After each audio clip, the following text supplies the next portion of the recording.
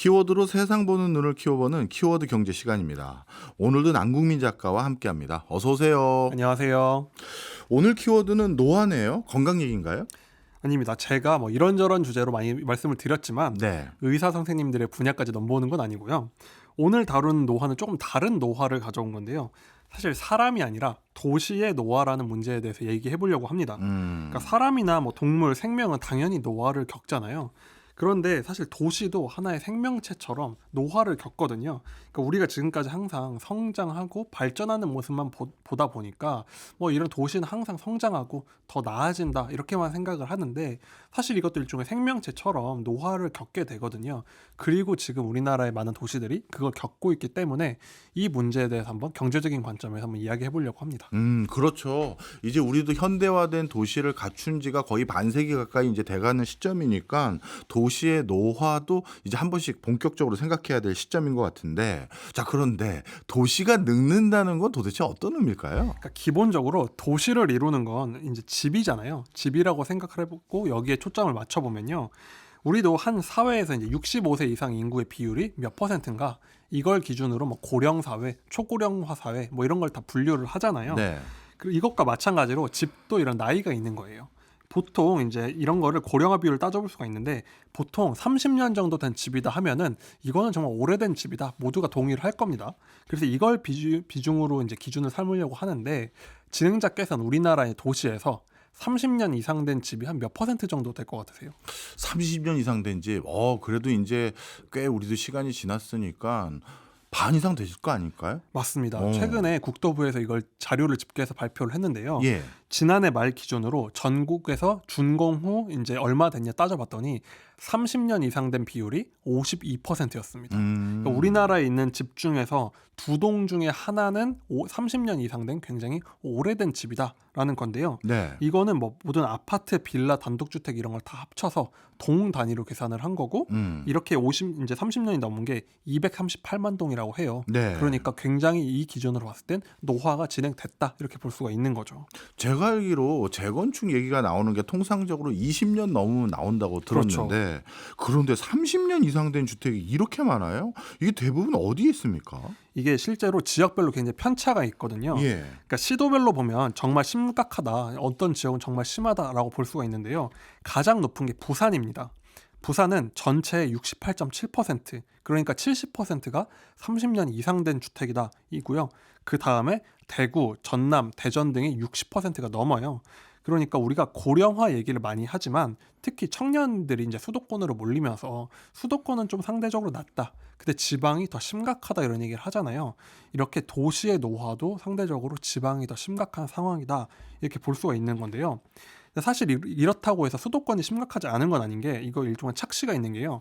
수도권에서 새로운 인구가 늘면서 네. 새 집이 생기면서 이런 고령화가 덜해 보이는 거지 수도권도 지역 단위로 들어가게 되면 굉장히 심각한 노화를 겪는 곳이 많아지고 있습니다. 그렇군요. 생각해보니까 그럴 것 같기도 합니다. 왜냐하면 수도권이라는 게 이촌향도 현상, 대부분의 사람들이 서울과 수도권 인근으로 몰려오다 보니까 거기에 부응하기 위해서 어떤 특정 시점에 한 번의 집을 다 지었기 때문에 그 어떤 시기가 넘어가면 다 노후화된다, 이렇게 봐야 되겠죠. 맞습니다. 우리나라의 특성인데 뭐 거의 아무것도 없는 시절에 순식간에 조성된 도시가 많다 보니까 그 주변에는 다 또래들인 거예요. 네. 그러니까 함께 늙어가다 보니까 한 지역이 동시에 늙어가는 현상이 심한 건데 대표적인 게 요즘 많이 거론된 일기 신도시 문제라고 볼 수가 있죠. 그렇겠네요. 그러니까 분당, 평촌, 일산 이런 것들인데 이제 여기다가 사실 신도시라고 부르는 건 사실 좀 민망할 정도가 됐죠. 예. 워낙 오래됐으니까. 이게 80년대에 전국이 200만 호 건설을 하면서 이 주변에만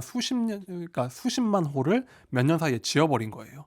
그러니까 이 지역에 있는 주택들이 동시에 늙어가는 문제가 심각하다 이렇게 볼 수가 있는데 이게 지금 일기 신도시들에 대한 연구를 보면요.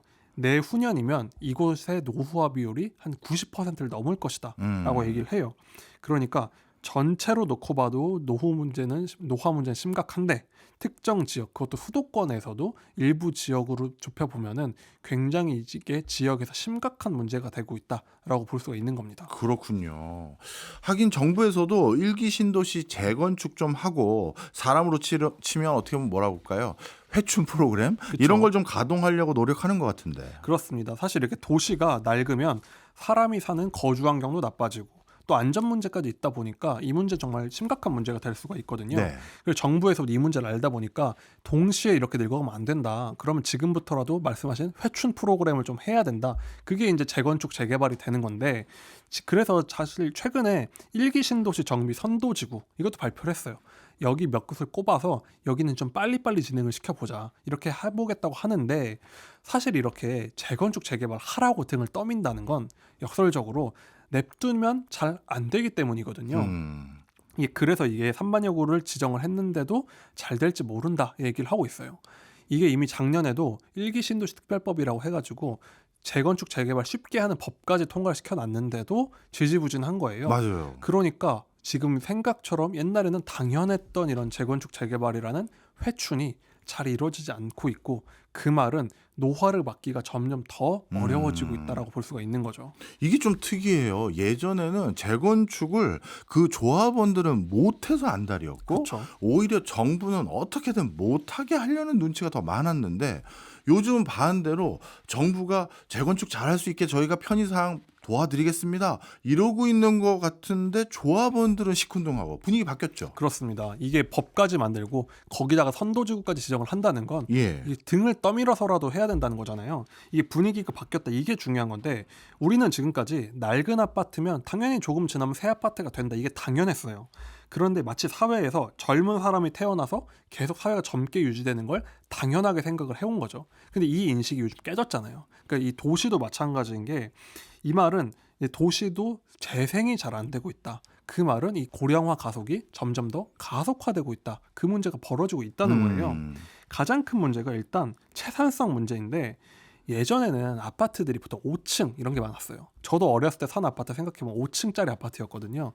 그런 경우가 많았기 때문에 그 아파트를 부수고 새로 예를 들면 20층짜리 아파트를 지으면 굉장히 많은 집이 늘어나니까 굉장히 수익성이 좋아서 옛날에는 재건축 재개발하면 떼돈 번다. 이게 공식처럼 됐던 건데 이게 한 사이클이 돌았을 경우에는 예를 들면 20층짜리 아파트를 부수고 다시 짓는다. 그러면은 집을 늘리기가 쉽지가 않겠죠, 옛날보다. 그러다 보니까 예전보다 채산성이 많이 떨어지다 보니까 옛날처럼 활발한 재건축 재개발, 즉 이런 재생이 잘 이루어지지 않게 된다. 그게 지금 우리 상황이고 지금 우리가 본 아파트 대부분 한 20층 뭐 이렇게 돼 있잖아요. 그러면은 저 많은 아파트들을 새 걸로 만드는 게 앞으로 더 어려워지기 때문에 옛날처럼 당연히 도시는 새 걸로 돌아가는 게 옛날처럼 되지 않을 수가 있다. 이렇게 볼 수가 있는 거죠. 그렇군요. 요즘은 그런 주택이 거의 없긴 하죠. 그렇죠. 사실 이런 5층짜리가 사라지고 20층짜리가 생긴다 이런 게 옛날처럼 보기가 쉽지 않아진 거예요. 예. 서울 시내에서 5층짜리 아파트 있다 하면 없어요. 거의 없죠. 예. 있다 하더라도 정말 수십억 가는 막 그런 가치를 가고 있잖아요. 네. 그러니까 이제는 이런 중층 아파트라고 부르는 20층짜리 아파트가 대부분이고 이게 대한민국의 도시 대부분을 차지하니까 앞으로는 이런 회춘이 쉽지가 않아지고 있다라고 볼 수가 있는 거고요. 그리고 그래서 정부가 뭘 하고 있냐면 중층에서 새로 짓기가 어려워지고 있으니까 이거 예. 막는 게 용적률 규제잖아요. 그럼 우리가 위에다가 더 지을 수 있게 해줄게. 예를 들면 뭐 30층만 되던 걸 50층짜리도 짓게 해줄게. 그럼 2.5배나 늘어나는 거니까 새 집 많이 생기면 괜찮은 거 아니야? 라고 이제 여러 규제를 풀어주고 있어요. 예. 그런데 문제는 이게 아파트가 20층에서 40층 된다고 건설비가 2배로 드는 게 아니라 기하급수적으로 늘거든요. 고층으로 갈수록 더 튼튼하게 지어야 되고 훨씬 비싸지다 보니까 5층에서 20층 만들던 때랑은 비교가 안 되는 차산성이 나오니까 요즘은 에휴 그거 해봤자 귀찮기만 하고 왔다 갔다 하고 뭐 세금 내고 뭐 하고 나면은 남는 것도 없다. 그냥 20층짜리 아파트 우리 오래 살았는데 계속 여기 살 거야. 이런 분위기가 된다는 거죠.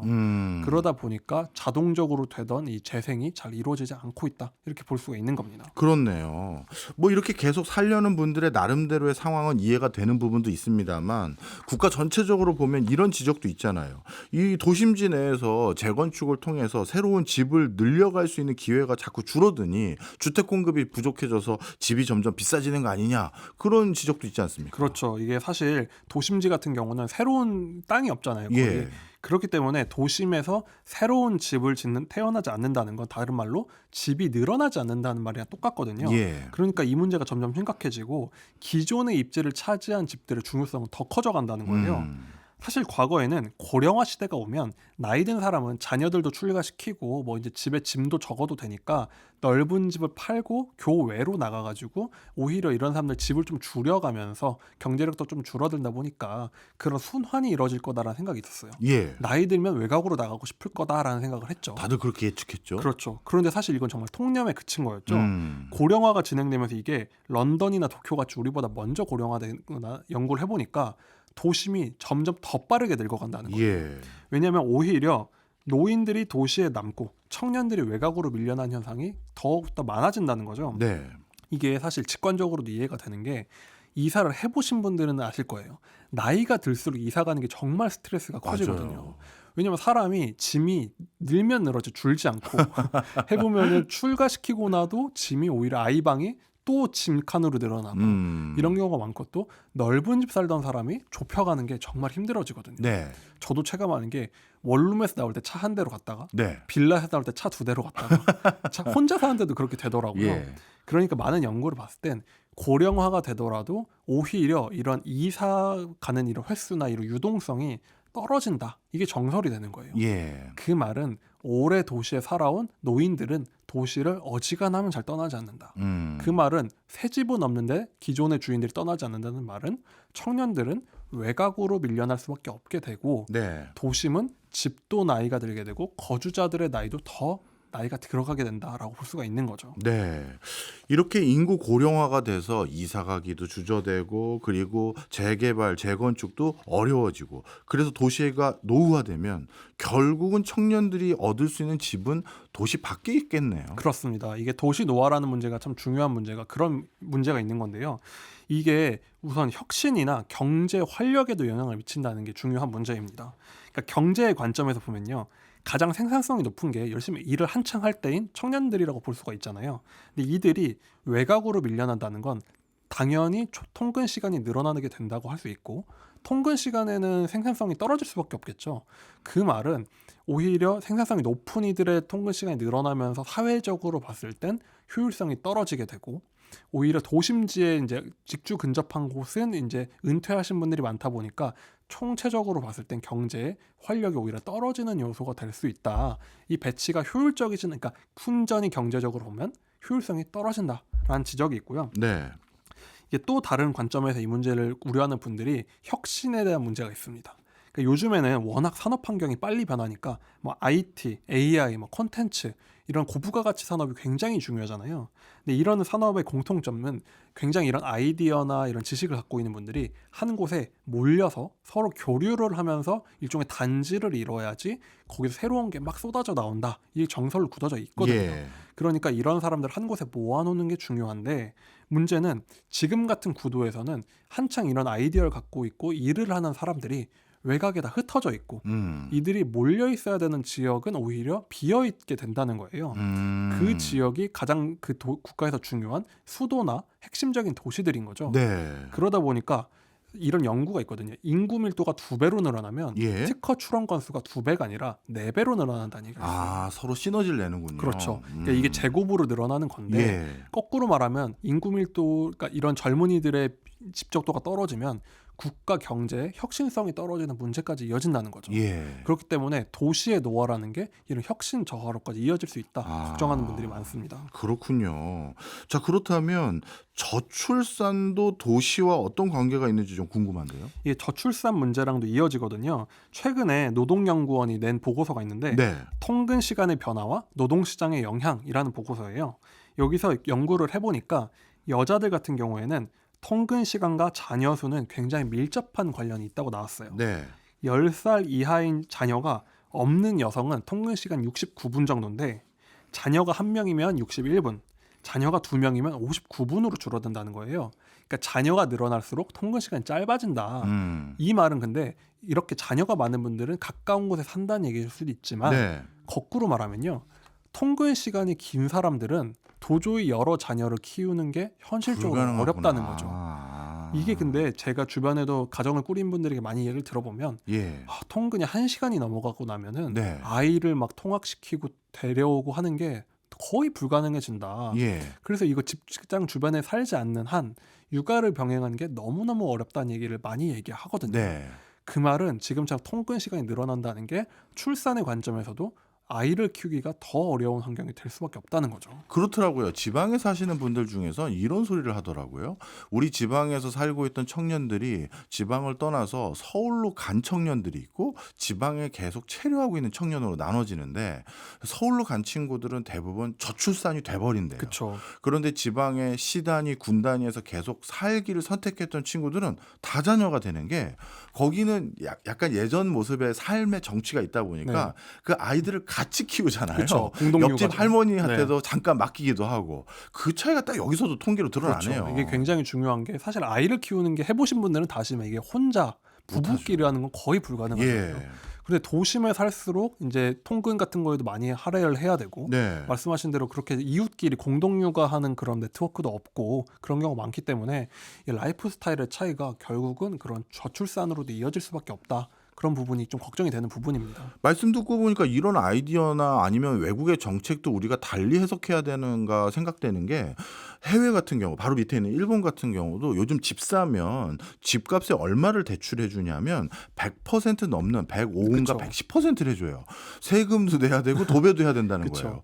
그러면 일본은 왜 그렇게까지 지원하느냐 했었을 때 일본은 우리보다 저출산 고령화가 더 심각하니 서울 도심지 아니면 거기는 도쿄라고 해야겠네요. 그런데 집을 편하게 살게 해주는 게 오히려 이런 여러 가지 사회 문제를 해결해 주는 것 같은 판단을 해서 그런 면도 있을까요? 그렇죠. 이게 어느 정도 이 젊은 층들은 특히 일도 그렇고 육아도 그렇고 한창 가까이 더욱더 몰려 살아야 될 수요가 많거든요. 네. 이들이 그러니까 도심 지역에 살수록 도시의 생산성 관점에서도 좋고 저출산 문제 해소 관점에서도 굉장히 유효하기 때문에 기존에 사는 분들을 밖으로 나가게 하는 건 말이 안 되지만 네. 어떻게든 새로운 집이나 거주 여건을 마련을 해서 이들이 몰려 살면서 거기서 또 어떤 네트워크를 만들고 거기서 이런 육아나 이런 걸 같이 할 수 있는 환경을 만들어줘야 되는데 지금의 도시 노화라는 건 새로운 집이 태어나지 않는다는 것과 마찬가지이기 때문에 네. 이 문제가 해소가 안 되면은 계속 도시는 늙고 경제 활력은 떨어지면서 젊은 사람들은 외곽에서 오랫동안 통근을 해야 하게 되는 모두가 굉장히 안 좋은 결과로 이어진다는 거거든요. 네. 그래서 단순히 이 도시노화 얘기를 하면 또 재건축하자는 얘기냐 또 부동산 집값 얘기하는 거냐 할 수도 있지만 사실 도시라는 걸 우리가 사는 터전이고 네. 이게 일종의 생명체라고 보면 예. 이게 늙어가면 경제도 영향을 미칠 수밖에 없다. 네. 이렇게 봐야 할 것 같습니다. 네. 제가 제일 오래 연구했던 분야 중에 하나가 도시 계획학인데 외국에서 학자들이 다 그렇게 얘기해요. 한국이라는 나라가 성장하는 데 있어서 가장 중요한 기능은 서울이 있었기 때문이다라고 그쵸. 얘기를 하거든요. 지금 우리 남궁민 작가님께서 말씀해 주신 게 딱 그 맥락이네요. 그리고 또 드는 생각이 진짜 도시도 생명체구나라는 생각이 듭니다. 그렇습니다. 똑같습니다. 네, 알겠습니다. 도시를 다시 한번 되짚어보고 다시 생각해 볼 수 있는 오늘 정말 좋은 기회였던 것 같습니다. 지금까지 남궁민 작가였습니다. 고맙습니다. 감사합니다.